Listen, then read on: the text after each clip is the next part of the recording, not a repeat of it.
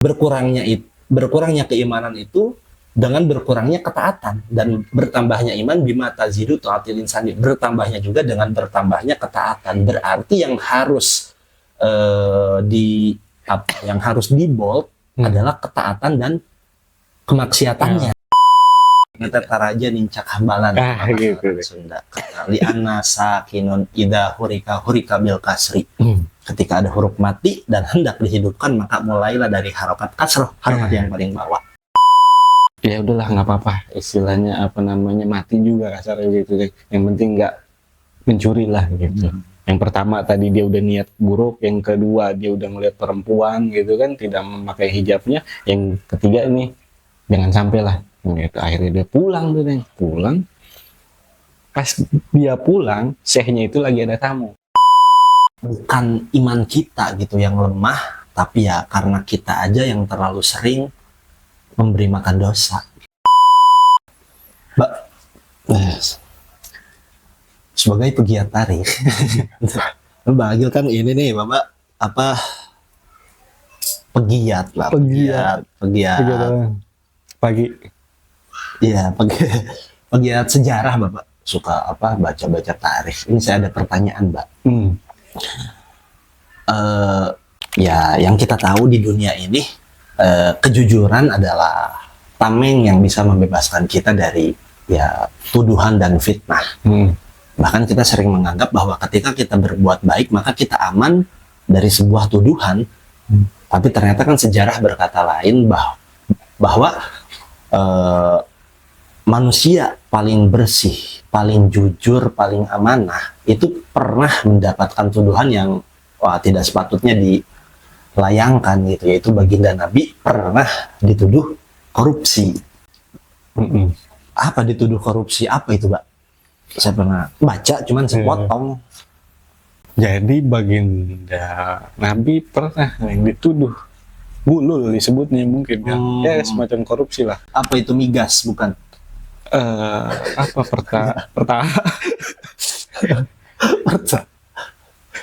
Bilang pertalet tapi enggak. Jadi Nabi pada saat perang Uhud perang Uhud abad kedua ketiga Hijriah lah ya, kurang lebih. Pada saat perang Uhud itu Nabi pernah dituduh itu tadi penggelapan lah. Itu sama-sama orang-orang munafik Madinah yang ikut perang. Itu memang kan orang munafik di Madinah ini kan pimpinannya itu kan yang terkenal itu Abdullah bin Ubay itu ya. Sampai membelot kan 300 pasukannya itu pada saat mau perang Uhud juga kan. Gitu. Jadi pada saat perang Badar itu tidak ada orang-orang munafik. Karena sukarela yang mau ikut, dari hatinya ikut. Iya, karena belum baru kan awal-awal ke Madinah. Yang kedua itu sudah ada perintah lah gitu. Sampai pada saat itu orang dari kalangan Yahudi, rahib pemimpin itu mengajak umatnya Yahudi itu harus ikut juga membantu kaum muslimin, membantu kota Madinah lah ini gitu. Nggak ada yang mau juga. Sampai beliau itu masuk Islam lah, cerita singkatnya. Nah, ke perang Uhud. Nah, pada saat perang Uhud itu kan kata Nabi yang di atas Uhud itu di gunung, mau menang mau kalah jangan sampai turun dari gunung. Nah, itu. Akhirnya kan sudah kelihatan menang, harta rampasan, ghanimah udah terkumpul, yang di atas turun, nggak ngikutin perintah Nabi. Gitu. Akhirnya turun. Ya, singkat cerita, Nabi itu dituduh ingin menggelapkan harta itu. Ya itu deh. Itu tadi tuh. Orang yang paling mulia dituduh buat penggelapan. Kayak korupsi mungkin zaman sekarang bahasanya. Nabi itu pemimpin. Kagok. Ya karena itu mungkin munafik itu. Nah, yang kedua sebenarnya ada 4 kasus. Tapi yang 2 kasus ini ya kita nggak ceritain. Satu kasus lagi itu adalah disebutnya kalau sekarang itu apa, gratifikasi mungkin ya. Itu zaman Nabi juga. Ini kan zaman yang paling bagus. Ya kan, yang ada Nabi itu kan zaman paling afdol, paling bagus lah gitu. Nah, pada saat Abdullah ibnu Lutbiyah itu diutus untuk mengambil zakat ke Bani Sulaim, itu beliau ngambil zakat dan bahasanya dikasih hadiah lah sama orang sana. Gitu. balik ke kanjeng Nabi bilang, ini zakat untukmu, maksudnya untuk negara lah gitu kan, untuk Rasulullah, ini hadiah untukku dari sana. Nabi langsung bilang, apakah kalau kamu di rumah kamu akan mendapatkan hadiah itu? Maksudnya nggak kemana-mana gitu. Ya enggak sih, istilahnya gitu. Ya itu nggak boleh. Gitu. Akhirnya diambil sama Nabi. Dan Nabi mengumumkan itu. Itu tidak boleh. Oleh itu sudah ada. Dan hukumannya itu sebenarnya ada yang disalib gitu, yang hukumnya gitu. Ada yang di apa namanya? Disilang ya. Apa? Potong tangan tuh, silang, sungsang. Oh kayak pencuri itu kan? Iya. Ada yang dibunuh juga. Itu hukumannya gitu. Disilang mah ujian. Disilang ujian. Itu tadi zamannya. Iya, zaman sekarang nggak terlalu kali ya. Nggak terlalu sedikit atau nggak terlalu banyak, nggak tahu. Enggak lah, mudah-mudahan lah. Karena cuman itu bahasanya mah yang jadi apa, yang jadi yang apa sih yang jadi pertanyaan lah, orang-orang ini kok bisa gitu kan, tahu lah ini baginda Nabi kok masih berani kayak tadi dituduh untuk apa namanya, penggelapan gulu ya? Itu kayak korupsi gitu. Korupsi. Itu kan apa namanya, secara tidak langsung itu kan mengganggu keimanan beliau juga, keimanan orang itu juga dengan apa, menganggap bahwa Nabi itu melakukan hal demikian. Walaupun sudah pasti tidak, karena kan Imam Baijuri itu pernah berkata, di Kasyifatus saja ada ditukil sama Syekh Nawawi Al-Bantani, katanya inna minta mamil imani ayat takidal insanu annahu lam yujtama fi ahadin min mahasini zohiroti wal batinati mislu ma ijtama'a fihi sallallahu alaihi wasallam. Jadi kata Imam Baijuri ini, di antara min litab'id tadi anak, karena sebelumnya ada waqad dzakara, takutnya ada yang nanya kenapa kok di awal kalimat anak. Nah, emang harus ente. Ya jadi kata Imam Baijuri itu di antara kesempurnaan, perkara-perkara yang menjadi penyempurna iman itu adalah meyakini atau mengiktikadkan di dalam hati bahwasanya tidak ada satupun kebaikan dari seluruh orang yang ada di muka bumi, baik dari perbuatan baik secara zohir ataupun batin, itu yang bisa menyamai apalagi lebih bagus daripada kebaikan yang dilakukan oleh baginda Nabi Shallallahu Alaihi Wasallam.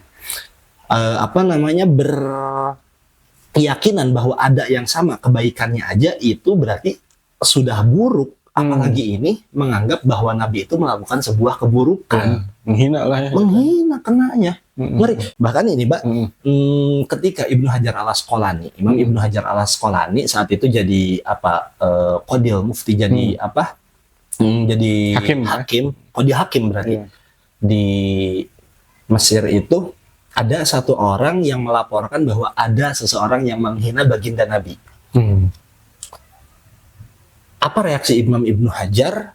Imam Ibnu Hajar tidak melakukan eksekusi apapun, tidak melakukan tindakan apapun. Maksudnya tindakannya tidak dilakukan secara langsung. Ibnu Hajar membawa orang ini atau menyodorkan orang ini kepada ulama, saat itu kepada hakim dari kalangan madhab Hambali. Hambali apa Maliki? Di antara dua, Maliki apa Hambali? Maliki kalau nggak salah deh, Maliki. Kenapa? Karena dari antara madhabul arba'ah yang muktabaroh itu, yang memberikan hanya madhab Maliki, kalau nggak salah berarti Maliki, hanya madhab Maliki yang memberikan hukuman mati kepada seseorang yang menghina baginda Nabi, walaupun seseorang tersebut sudah bertaubat. Jadi ya udah silakan. Imam Malik tuh masalah. Mungkin kalau saat itu kan hukumnya masih Kanjeng Nabi, Nabi yang mengeluarkan hukum, dan Kanjeng Nabi juga hukum itu sendiri. Jadi ya suka-suka Kanjeng Nabi kan saat itu. Maksudnya bukan suka-suka Kanjeng Nabi, ya sesuai wahyu dong. Sesuai wahyu. Ya. Masa suka-suka. Iya, apalagi yang Sayyidina Umar, tebas aja deh. Iya. Itu repot ya, maksudnya dia kok begitu. Berarti ini nyambung Mbak yang kemarin saya bilang tentang apakah iman bisa bertambah, bisa berkurang. Nah, karena tadi pembahasannya ada seseorang yang menjelekan kanjeng Nabi dan disebutkan disebutkan oleh Imam Baijuri tentang seseorang yang bertambah atau menambah kesempurnaan imannya karena meyakini bahwa tidak ada kebaikan yang lebih baik daripada kanjeng Nabi. Jadi ya apa sih Ghoyatul Mahasini, kanjeng Nabi itu puncak daripada seluruh kebaikan makhluk ya kanjeng Nabi. Nah, seperti yang kemarin sempat kita bahas itu, sempat diomongin tentang apakah iman bisa bertambah dan berkurang. Itu, di kitab Johar Tauhid itu kan yang Baba udah entah berapa kali hatam yang apa waruji'at ziyadatul imani bima tazidu ta'atul insani wa naqasuhu binaksiha wakilala khulfa kada qad nukila. Dikatakan bahwa iman seseorang itu bisa bertambah ketika bertambahnya ketaatan orang tersebut, dan bisa berkurang atau berkurangnya iman itu terjadi karena berkurangnya ketaatan. Wakilala, ada juga yang berpendapat bahwa tidak demikian gitu. Cuman jumhur ulama dari Asy'ariyah itu mengatakan iya, iman itu fluktuatif, bisa naik bisa turun tergantung segi ketaatan ataupun kemaksiatan yang dia lakukan. Jadi kalau ada orang bertanya, kok hati saya ini terasa gelap, maksudnya dari segi keimanan terasa turun banget, ya karena kamu memilih untuk memadamkan lampunya gitu. Itu kan pilihan. Mau pilih wattnya turunin atau di off ke kan gelap.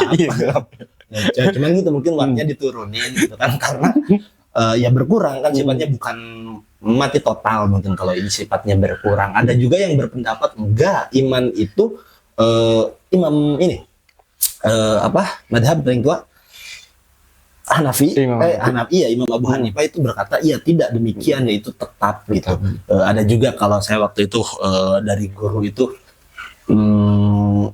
tergantung disandarkannya. Ketika ada yang naik turun itu disandarkan kepada kesempurnaan iman. Ketika dikatakan seperti yang Abu Hanifah kemukakan bahwa iman itu tetap, itu disandarkan kepada pohon iman gitu. Jadi yang naik turun itu kesempurnaan imannya seperti tadi itu kan, kesempurnaan iman. Atau juga ada yang menganggap cuma naik gitu, nggak bisa turun. Ya mungkin ini ketika disandarkan kepada imannya para Rasul gitu kan, para nabi, sahabat itu, mereka itu terus naik seperti Sayyidina Ali itu. Bahkan kan kalau dikatakan hanya bisa naik, Sayyidina Ali itu imannya dikatakan sudah mentok, udah maks nih. Bahkan ketika dibukakan tabir, diberi lihat ini surga, ini neraka, ini ajab, ini nikmat, itu imannya udah nggak naik lagi, udah di situ aja. Itu udah mentok gitu. Iman Sayyidina Ali, nggak tahu imannya model kayak gimana gitu kan. Ada juga yang mengatakan ini tuh khulfa, ini tuh hanya sekedar khilaf daripada lapad, khilaf lafzi aja, hanya lapadnya aja yang berbeda, tapi substansinya sama. Jadi ada beberapa pendapat lah. Cuman di Tuhfatul Murid, Imam Ibrahim Baijuri itu kan kayak memberi angin segar, bukan angin segar, memberi dalil lah bahwa dari ayat Quran itu kan wa idza tuliyat alaihim ayatuhu zadathum imanan.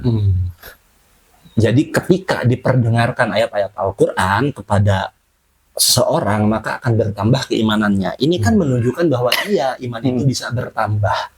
Dan diberikan catatan juga oleh Syekh Baijuri itu, makana qabilan li ziyadati fahuwa qabilun linaksi. Jadi perkara yang bisa untuk bertambah, maka perkara tersebut juga bisa untuk berkurang. Jadi ya itu masalah khilaf lah. Jadi bisa naik, bisa berturun. Cuman yang harus digarisbawahi kan ketika kita mengambil perkara, entah itu mengambil pendapat, entah itu bisa naik atau turun, yang tadi jadi yang tadi ibarat di Johar Tauhid itu wanaqasuhu binaksiha. Berkurangnya keimanan itu dengan berkurangnya ketaatan, dan bertambahnya iman bima tazidu ta'atil insani, bertambahnya juga dengan bertambahnya ketaatan. Berarti yang harus di bold adalah ketaatan dan kemaksiatannya, berarti kan bertambah ketaatan. Kalau korupsi, misal, kalau kata Uluan ada makanan yang memotong dana pendidikan, misal kan mudah-mudahan nggak ada, Mbak ya. Amin, amin. Iya. Kalau memang ternyata itu terus terjadi ya, selama itu juga keimanan akan terus menurun. Karena kan nggak ada ketaatan, berarti kan ini mukhalafahnya, muqabilnya berarti ketaatan ya kemaksiatan. Ini kemaksiatan ya akan terus berkurang keimanannya. Ya pun dengan ketaatan, ketika kita terus melakukan ketaatan secara, berarti kan yang jadi ini istiqomah, Mbak ya. Ya berarti akan terus bertambah keimanan gitu. Luar biasa. Makanya kalau saya juga sempat baca itu di antara ini sih, Mbak, tentang sahabat tabiin, itu sahabat itu bisa dikatakan sahabat ketika dia bertemu dengan Kanjeng Nabi, ketika Kanjeng Nabi masih hidup, ba'da risalah, sesudah kenabian, itu walaupun sebentar bertemu, bahkan orang ini buta, tidak melihat, tapi Kanjeng Nabi melihat, itu juga bisa dikatakan sahabat. Tapi yang ini bertemu sebentar bisa dikatakan sahabat. Kenapa? Karena walaupun sebentar bertemu Kanjeng Nabi, itu bisa menambah kepada ketaatan. Semangat untuk beribadah segala macam, berarti menambah keimanan. Beda halnya dengan sahabat, ada pendapat yang mengatakan bahwa bisa dikatakan tabiin itu ketika bertemu dengan sahabat dengan waktu yang ya dengan kadar yang lumayan lah, nggak sebentar banget. Kalau sebentar banget nggak dikatakan tabiin, karena ya bertemu sahabat ini nggak sehaibah bertemu Kanjeng Nabi yang ketemu sekali, ketemu sebentar, ngintip sedikit, keimanan bisa bertambah. Ya dengan keimanan ya, maksudnya tadi orang-orang yang bertemu dengan kondisi iman gitu ya. Kalau kafir ketemu tiap hari juga ya kafir. Nggak naik, nggak turun gitu. Nah kalau misalkan selain orang kafir, orang kafir mah ya turun mulu lah istilahnya gitu ya. Nggak ada keimanan, nggak beriman. Kalau misalkan ada nggak yang stuck aja gitu nih imannya? Iya, imannya malaikat. iya Malaikat gitu dia mah. Dia sama malaikat ya gitu, maksudnya malaikat ya stuck, tapi kan imannya tingkat tinggi, dia disuruh apa aja sama sama Gusti Allah ya nurut. Sumohon gitu kayak. Kalau sahabat ya yang naik terus. Kalau kita berarti itu tuh bagian yang naik turun gitu. Naik turun. Tapi kalau di kitab Qatrul Ghais ya, kita kan ada kata Syekh Nawawi ya. Nawawi itu bilang yang Nawawi 70 cabang iman kan. Subul iman. Iya, subul iman. 70 kan. Kalau lebih dari 70. Iya. Yang paling utama itu kan la ilaha illallah. Yang paling datar lah gitu kan. Membuang apa sih di jalan itu? Duri atau batu gitu kan. Itu cabang iman yang paling inilah datar lah gitu kan. Tapi memang ada kisahnya, Deng. Ini yang paling datar nih. Iya. Itu. Jadi ada satu kisah nih. Ada bapak-bapak. Itu beliau ngelihat ada batu di tengah jalan. Gitu. Maksudnya nggak di tengah banget, di antara jalan gitu. Kan jalan ke sana, jalan ke sini gitu. Subul iman kali, Pak. Subul iman kan? Subul iman. Subul iman. Di Qatrul Ghais juga ada kalau. Oh, di Qatrul Ghais ada. Lupa kali. Apa emang keren aja. Nah, si bapak-bapak ini memindahkan batu itu, dan dibukakanlah hijab, di saat dia tidak memindahkan batu itu, gitu. Pada saat dibukakan hijab, itu ada motor, taruhlah kendaraan, melewati itu, kena batunya, jatuh, laki-laki ini yang bawa kendaraan. Nggak taunya pada saat jatuh itu parah, dibawa ke rumah sakit, gitu, dan tidak bisa membiayai keluarganya. Ibu Nafit jatuh dari motor kemana-mana. Iya, terus nggak bisa membiayai keluarganya. Disebabkan tadi dia jatuh. Kalau misalkan dia tidak memindahkan batu tersebut, itu kemana-mana dari hal yang terkecil. Oh iya. Gitu. Kalau kita tadi mau sesuatu yang besar kan harus dimulai dari yang kecil. Nggak bisa ujuk-ujuk kita langsung besar kan gitu. Iya. Dari mulai baik gitu kan. Harus bertahap lah. Bertahap lah intinya, Kayak ngetet taraja nincak hambalan. Gitu. Sunda. Li anna sakinun idza hurika bil kasri. Ketika ada huruf mati dan hendak dihidupkan, maka mulailah dari harokat kasroh, harokat yang paling bawah. Ngetet taraja nincak hambalan. Buka potong terus Beres sebenarnya. Jadi intinya tadi dari mulai dari yang kecil-kecil gitu. Itu tadi tuh yang dasar. Sampai ada suatu kisah waktu itu deh tentang iman juga. Gitu. Seorang santri lah kalau sekarang gitu kan. Zaman dulu setelah generasi tabi'in tadi deh. Gitu ada seorang syekh yang hidupnya memang zuhud lah, dalam arti zuhudnya ini sehari-harinya ya sederhana banget gitu, Reng. Makan kadang sehari, kadang enggak gitu, kadang makan, kadang enggak sehari itu. Kedatangan seorang yang dari jauh lah perantau gitu, yang sudah tidak punya keluarga, si santri ini gitu, ingin menuntut ilmu kepada beliau gitu. Selama beberapa bulan terus ikut tinggal di sana gitu deh. Dan sama si santri juga kadang makan, kadang enggak gitu, mengikuti gurunya lah intinya gitu. Luar biasa lah gitu. Nah suatu ketika sampai si santri ini nggak makan 3 hari nih. Udah lapar lah gitu, udah sangat-sangat lapar lah gitu. Sampai dia punya niat gitu, udahlah gua ngambil punya orang aja gitu, yang maling lah gitu. Ya secara pikir kan istilahnya kalau misalkan udah kepepet banget, udah mau mati juga kan sebenarnya emang nggak apa-apa sebenarnya gitu ya. Tetapi ya tadi dia naik ke atas masjid ya. Masjid karena rumah-rumah di sana itu suka nempel-nempel gitu ya. Akhirnya dia naik ke atas. Rumah pertama tuh dia lihat tuh banyak perempuan nih. Ya isinya itu pemudi-pemudi lah gitu. Wah, enggak lah, saya cuma mau makan doang, mau cari makan gitu. Rumah kedua tuh nih. Dia lihat ada makanan, memang karena baunya kali ya. Pemuda, rumah kedua pemuda. Pancasila. Rumah yang ada makanannya nih. Rumah ada makanannya. Sampai dia turun ke bawah itu mau ngambil makanan itu. Gitu. Pas mau makan dia inget istilah apa pengajian-pengajian yang dulu gitu kan. Tadi imannya mungkin gitu.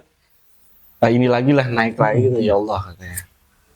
Ya udahlah nggak apa-apa, istilahnya apa namanya mati juga kasarnya gitu. Yang penting nggak mencuri lah gitu. Yang pertama tadi dia udah niat buruk, yang kedua dia udah ngeliat perempuan gitu kan tidak memakai hijabnya, yang ketiga ini jangan sampai lah gitu. Akhirnya dia pulang tuh, pulang. Pas dia pulang, syekhnya itu lagi ada tamu, seorang janda, gitu. Janda yang beres masa iddahnya, beres masa iddah si janda ini, gitu. Ingin dinikahkan, orang solehah gitu dan kaya pula.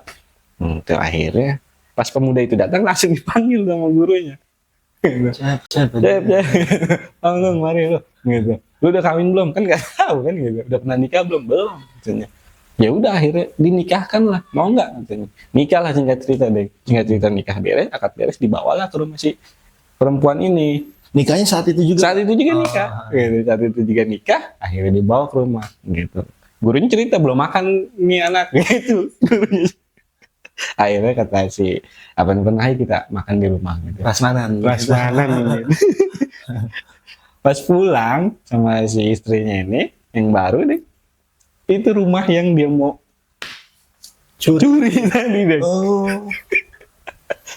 Memang selalu ada hikmah di saat kita apa namanya tahan lah gitu kan. Iya. Ada hikmah. Bukan dapat makanan doang gitu mah. Iya, dapat yang punyanya. Iya, yang masakinnya juga, Mbak. Ya, ini berarti dari keimanan, dari ketaatan gitu kan. Cuman apa namanya kalau ya jadi soal ketaatan, Mbak, sempet ngobrol kemarin sama Gus Tamam itu. Pertanyaan beliau, kenapa sih orang itu suka nggak enak buat memposting sebuah kebaikan? Memang bener, Mbak, maksudnya saya juga termasuk ya. Kita posting ngaji itu kan nggak enak, Mbak. Lagi ngaji, maksudnya sengaja diposting kayak di WhatsApp atau di Instagram gitu, bikin apa gitu statusnya lagi paslon gitu. itu nggak enak. Sementara di sisi lain kan banyak juga orang yang memposting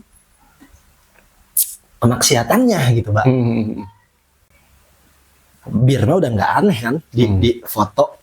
Iya, iya. Makin mahal makin berani itu dia buat posting. Pun ketika misalkan kita tadarus, kita posting, yang dikhawatirkan sama kita apa? Ria. Ya padahal kan nggak ada niat ria, gitu kan. Kita nggak ada niat buat ria, kita cuma pengen posting aja. Ketakutannya ria. Pun ketika kita ria, yang kita baca apa? Ya Al-Quran gitu kan. Ya tetap sebuah kebaikan. Iya. Ya maka kebaikan demi kebaikan ini kan yang ketika terus dijalani, ya ini yang akan menambah kepada sebuah menambah kepada keimanan. Dan ya kalau keburukan atau kemaksiatan, ya itu juga yang akan menurunkan daripada kadar keimanan seseorang. Padahal kan niatnya kadang buat dakwah, cuman mungkin belum ini kali, Mbak ya. Kita meragap diri juga sih, Mbak, karena wah nggak enak begitu. Iya. Padahal mas tetap aja gitu. Iya, makanya keimanan itu kan sebenarnya kayak naik turunnya gitu. Pada saat turunnya iman itu kan bukan sebagai aib sebenarnya, bukan dianggap aib. Gitu. Maksudnya iman itu dirawat. Pasti ada turunnya gitu. Model-model orang-orang seperti kita gitu. Ya orang-orang yang tadi lelah bekerja, capek, kan pikiran, hati segala macam gitu. Entah itu sedang galau dan lain sebagainya gitu. Kadang kita makan-makan yang syubhat gitu kan. Betul. Atau makan-makan yang halal terus berlebihan gitu. Itu kan menurunkan walaupun kadarnya sedikit tadi kan, kalau misalkan terus menerus gitu. Atau hal-hal yang memang yang kemaksiatannya yang ya luar biasa gitu. Itu apalagi makanya kan harus didampingi dengan tadi ketaatan gitu. Di saat misalkan sudah seperti itu tadi cepat kembali. Iya. Makanya ya fungsi daripada ya belajar ma'lum itu ya untuk mengetahui mana halal mana haram gitu kan ya, kelak yang akan jadi kenangan terindah kita gitu di akhirat itu ya kita pernah ngaji Kasyifatus Hajat gitu, kita tahu mana halal mana haram gitu. Masalah amalnya ya maksudnya diusahakan pasti diamalkan gitu kan. Cuman kan yang repot itu ada orang yang melakukan sebuah kemaksiatan atau sebuah dosa yang mana dia itu ya katakan kritis. Kok ini dikatakan sebuah dosa sementara Islam itu kan agama yang ilmiah, Bang. Harus ada dasar yang jelas gitu kan, yang ilmiah gitu kan. Ya memang harus ilmiah. Kalau sesuatu yang enggak ilmiah itu kadang suka kurang enak aja. Kayak misalkan kita bisa bengkokin sendok cuman diliatin cuman wah doang gitu kan, gitu kan. Jadi ada orang yang beranggapan kenapa ini dosa gitu kan, dosanya di mana? Katakan berzina. Berzina apakah ada pihak yang dirugikan gitu kan? Misalkan ya kita sama-sama tidak ada yang dirugikan gitu. Di mana salahnya? Ataupun kita melakukan pesugihan, misalkan kita pakai penglaris buat jualan kita gitu kan, salahnya di mana? Dengan penglaris makanan kita jadi enak, misalkan orang yang makan itu jadi ngerasa enak dan jualan kita jadi laku. Siapa yang dirugikan? Kan nggak ada gitu. Kasat mata terlihat seperti itu, tapi kan ternyata perbuatan dosa itu yang diukur sebagai dosa itu bukan semata-mata karena sebuah perbuatannya, tapi karena dia melanggar daripada larangan yang sudah ditetapkan oleh Allah Subhanahu wa Ta'ala. Jadi karena ada melanggar daripada larangan, apa-apa yang sudah dinaskan, yang sudah diharamkan oleh Allah ya haram gitu kan. Itu dilanggar. Jadi dosanya ya karena melanggar gitu kan, karena melanggar aturannya itu. Ya maksudnya saya ya kayaknya gitu kan berkeyakinan bahwa orang-orang itu bukan nggak tahu tentang mana yang salah dan mana yang benar. Mereka itu tahu tentang apa itu sebuah kebenaran, cuman ya mungkin karena udah terbiasa aja melakukan atau membiasakan kesalahan gitu. Jadi ya sedikit kok gitu, ya dilanjut sedikit kok. Iya. jadi ya bukan iman kita gitu yang lemah, tapi ya karena kita aja yang terlalu sering memberi makan dosa.